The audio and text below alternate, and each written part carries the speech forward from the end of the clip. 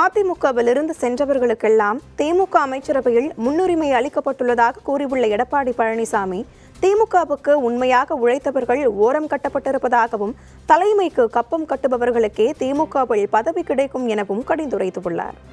திராவிட முன்னேற்ற கழகத்தில் இருக்கின்ற பல அமைச்சர்கள் அண்ணா திமுக தான் அங்க போனாங்க, டெப்டேஷன்ல போயிருக்கிறாங்க.